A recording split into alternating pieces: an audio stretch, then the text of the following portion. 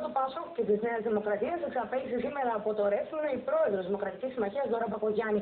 Παράλληλα, η κυρία Μπακογιάννη του καταλληλώνει ευθύνες για τις δυσκολίες που αντιμετωπίζει η χώρα και κάλεσε τους πολίτες να εμπιστευτούν τη Δημοκρατική Συμμαχία. Την εκτίμησή της τώρα ότι στις εκλογές της 6ης Μαΐου το πολιτικό σκηνικό θα ανατραπεί εξέφρασε χθες από τα Χανιά η πρόεδρος Κοινωνικής Συμφωνίας Λούκα Κατσέλη. Σε συνέντευξη τύπου που παραχώρησε η κυρία Κατσέλη, τόνισε ότι στόχος του κόμματός της είναι να παίξει το ρόλο του καταλήτη στην ανασυγκρότηση των πολιτικών δυνάμεων της χώρας και να προτάξει ένα αξιόπιστο εναλλακτικό σχέδιο εξόδου από την κρίση. Το όχι στο μνημόνιο, αλλά το πώς θα βγει από την κρίση η πραγματική οικονομία, τόνισε σήμερα ο επικεφαλής της προεκλογικής εκστρατείας των οικολόγων πράσινων, Γιάννης Παρασκευόπουλος. Ειδικότερα για την Κρήτη, επεσήμανε την ανάγκη επιμήκυνσης της τουριστικής περίοδου και της σύνδεσης του τουρισμού με τους υπόλοιπους τομείς της οικονομίας.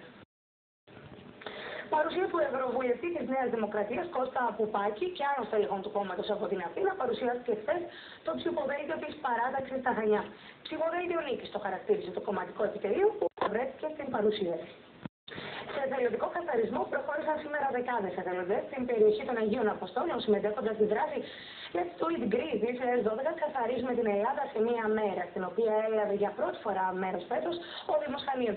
Η δράση αυτή έχει ως στόχο να καθαριστεί από εθελοντές μέσα σε μία ημέρα ολόκληρη η χώρα από κάθε λογή σκουπίδια. Και στο σημείο αυτό, κυρίες και κύριοι, το δελτίο μας ολοκληρώθηκε. Κορυφώνουν οι εθνικές μας ειδήσεις και η πρόγνωση του καιρού. Ευχαριστούμε πολύ που μας παρακολουθήσατε. Καλό σας βράδυ.